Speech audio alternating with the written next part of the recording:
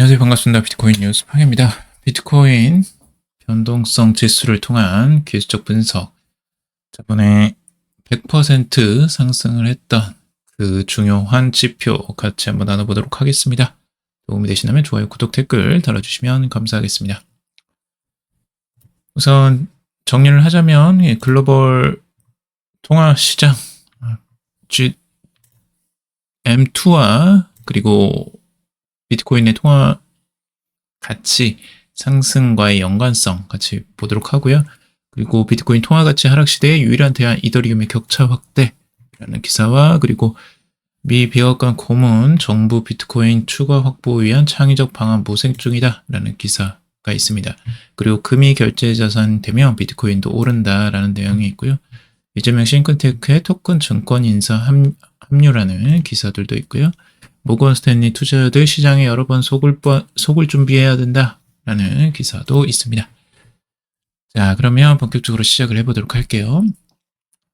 자, 비트코인 전체적으로 지금 시장 상황에서 VIX 지표를 가지고 비트코인의 전망을 보는 분석입니다.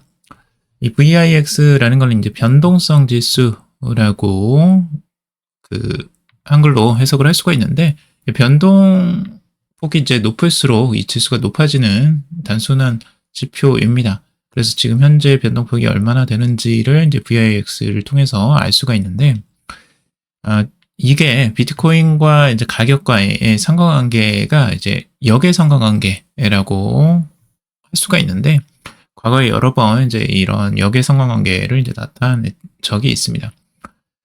2020년도에도 이런 이제 VIX와 비트코인의 가격이 저점으로 하락을 하면서 변동성 지수는 올라가는 이런 흐름들이 나왔었고요.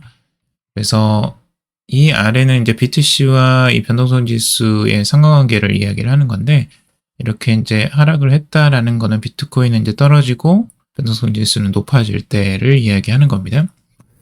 그러면 지금 이 라인으로 보면 저점을 찍었을 때 VIX와 BTC와 VIX의 상관관계 지수를 이제 봤을 때 이 저점을 찍었을 때 이 지점들이 있습니다. 과거에 2020년도가 그랬었고, 이때에도 최고 픽을 찍고 비트코인은 오히려 저점을 찍고 다시 반등을 하죠. 이때가 아마 코로나 때였던 것 같아요. 2020년 3월이었고, 그 다음에도 이제 변동성 지수가 상승을 하면서 비트코인은 오히려 하락하는 흐름들, 이런 때가 2024년이었죠. 작년에 이제 조정세에서 나왔던 현상이고, 이번에도 이제 변동성 지수가 급격하게 상승을 했어요. 그리고 비트코인은 오히려 하락을 했죠. 그래서 이게 이제 반대로 가고 있는 게 맞고, 그리고 이 추세선으로 봤을 때 바닥을 다지는 모습들을 지금 보여주고 있죠. 그래서 이 굉장히 공교롭게도 이 트렌드 라인하고 딱 이제 맞아떨어지는 지점을 지지받는 걸 볼 수가 있고, 이게 이제 지지받고 만약에 변동성 지수가 이제 내려온다, 이렇게 되면 비트코인은 이제 그때부터 상승하는 흐름들을 보일 수 있다라고 보고 있는 거죠. 이때에도 변동성 지수가 내려오면서 비트코인이 급격하게 상승하는 모습을 볼 수가 있죠. 여기에서도 변동성 지수가 전체적으로 내려올 때 비트코인이 오히려 상승하는 흐름들 볼 수가 있고요. 그래서 이런 부분들이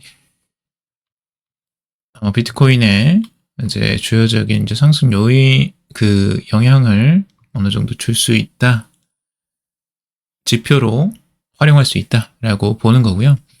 과거에 이제 100%가 상승을 했다고 하는 거예요. 이 라스트 시그널, 저번 시그널에서 바닥을 치고 나서 비트코인이 100% 상승을 했다라고 하는데, 요번에는 지금 바닥을 찍고 비트코인이 과연 이 정도의 상승이 나올까 하는 부분들도 염두에 두고 보고 있습니다. 자, 글로벌 M2 머니 서플라이와 지금 이제 비트코인의 가격을 비교한 차트인데요.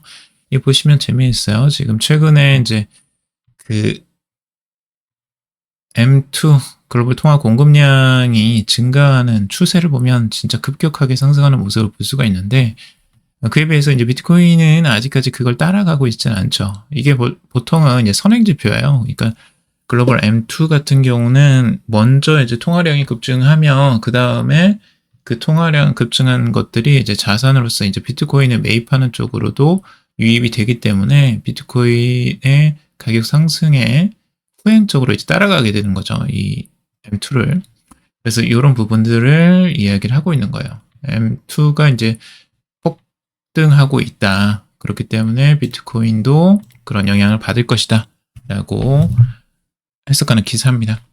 자, 비트코인 통화가치 하락 시대의 유일한 대안, 이더리움과 격차 확대라는 기사고요. 미국 전통 금융시장이 급락한 가운데 이 비트코인, 이더리움을 비롯한 알트코인을 압도하며 이 비트코인이 이더리움을 비롯한 이제 알트코인을 압도하면서 이 통화 디밸루에이션 시대의 확실한 대안으로 다시 떠오르고 있다라고 하고 있습니다. 화폐의 가치가 이제 하락하는 시대를 이야기하고 있는 거고요. 네, 달러 가치도 계속 떨어지고 있고 이제 이런 상황에서 이제 대안으로서 비트코인이 떠오르고 있다라고 이야기를 하고 있습니다.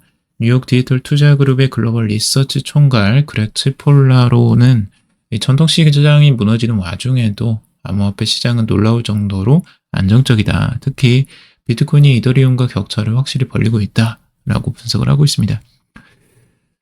이게 비트코인뿐만 아니라 뭐 전체적인 알트코인하고도 격차를 계속 벌려나가고 있는데 이게 비트코인만의 지금 이제 독주라기보다는 비트코인이 잘 버텨주고 있는 거고 실제로 상대적으로 이제 다른 알트코인들 뭐 이더리움 같은 경우도 그렇고 잘 버텨주지를 못했어요. 계속 이제 떨어지는 흐름들을 많이 보여주었죠. 그래서 지금 상대적으로 비트코인이 오히려 더 빛나 보이는 이런 형태가 나오고 있는데 이런 부분들을 조금 더 이제 긍정적으로 해석을 하고 있죠. 비트코인을 이제 옹호하는 옹호자들은 비트코인이 화폐 가치 하락에 대한 해지 자산으로서 대체 불가능한 일이라는 점을 재확인했다라고 이렇게 이야기를 하고 있습니다.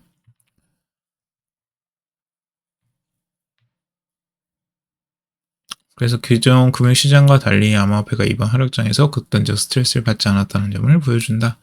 암호화폐 전체보다는 아마 비트코인이 맞을 거예요. 그리고 미 백악관 고문 정부 비트코인 추가 확보 위한 창의적 방안 모색 중이라는 기사고요. 보 하이스 미국 디지털 자산에 관한 대통령 자문위원회 사무국장은 암호화폐 인플루언서 앤서니 폼플리아노의 유튜브 채널과의 인터뷰에서 정부가 비트코인을 확보하는 방법 중 하나로 재무부 소유의 금 인증서를 재평가하는 방안을 제시했다라고 하고 있습니다.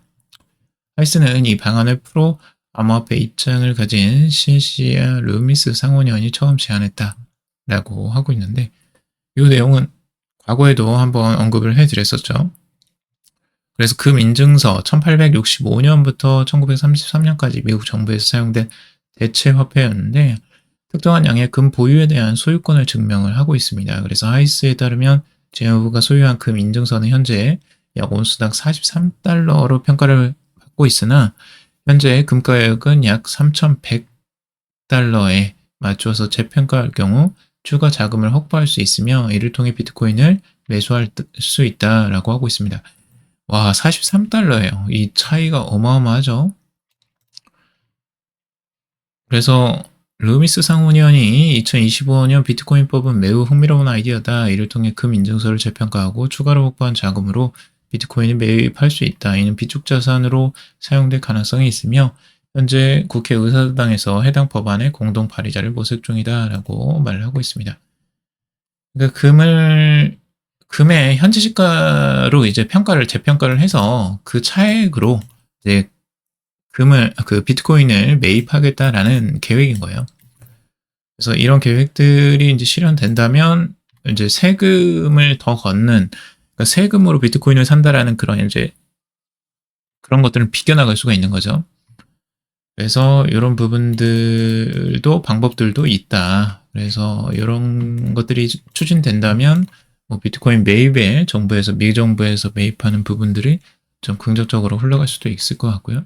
금이 결제 자산이 되면 비트코인도 오른다라는 내용인데 결국에는 이제 미국 정부가 제조 부흥을 위해서 금을 새로운 결제 자산으로 채택할 경우 비트코인도 중장기적으로 직접적인 수혜를 입을 수 있다는 분석입니다. 거시경제 전문가 루크 그로맨은 최근 영상 인터뷰에서 미국 달러와 국채 수출 구조에서 벗어나 자국 제조업을 되돌리려면 결제 자산을 금으로 전환하는 방식 외에는 현실적인 해법이 없다라고 밝히고 있습니다. 그래서 지금 이제 결제 자산 자체가 지금 이제 달러이기 때문에 달러를 계속 찍어낼 수밖에 없고, 달러 가치를 유지하기 위해서 계속 이제 그 해외 상품들을 매입할 수밖에 없는 구조, 수입할 수밖에 없는 구조가 이제 되는 건데, 이것들을 벗어나려면 결국 이제 금으로 변환해야 된다는 거죠, 결제 자산을. 이렇게 되면 이제 금이 주요적인 결제 자산으로서의 역할을 할 때, 이제 비트코인도 금과 유사한 대체 자산으로서 이제 보게 될 것이다 라고 이야기를 하는 거예요. 그래서 그 부분을 긍정적으로 보고 있는 거고, 그래서 비트코인도 중장기적으로 가치 상승 가능성이 열려 있다 라고 보고 있습니다. 자, 이재명 싱크테크의 토큰 증권 인사 합류 STO 관련주 강세라는 기사고요. 지금 이재명 전 대통령 더불어민주당 대표 초기 대선 싱크탱크에 이 토큰 증권 간담회 주최 교수가 참여했다는 소식에 토큰 증권 관련 기업들 주가가 강세를 띠고 있다라고 하는데, 여기 보시면 이제 이전 템포의 싱크탱크의 성장 전략 분과 부위원장의 서강대 김용진 교수가 영입됐다라는 소식입니다. 근데 여기서 보시면 김 교수는 지난 2월에 STO 시장 활성화를 위한 열린 디지털 금융 생태계와 토큰 증권의 융합 주제의 간담회를 주최한 바가 있다고 해요. 그 토큰 증권에 관련 있는 인사가 이제 싱크탱크에 들어왔다라는 것만으로도 호재로 지금 작용을 하고 있는 거고, 전체적으로 지금 암호화폐 시장에도 긍정적이다라고 지금 해석을 하는 것 같습니다. 그래서 국내에서도 이런 암호화폐 시장에 조금 더 이런 주요적인 인사들이 들어가고 있다라는 것들을 긍정적으로 해석하고 있고요. 그리고 모건 스탠리 투자해야 될 시장에 여러 번 속을 준비해야 라는 기사입니다. 최근에 이제 뭐 계속 흔들림이 있으니까 이런 부분에서 이제 조심을 해야 된다라고 하는 이야기인 것 같아요. 결국에 이제 관세 정책을 밀어붙이는 한 투자자들은 앞으로도 여러 번 시장에 속을 준비를 해야 할 것이다 라고 모건 스탠리가 경고를 하고 있습니다.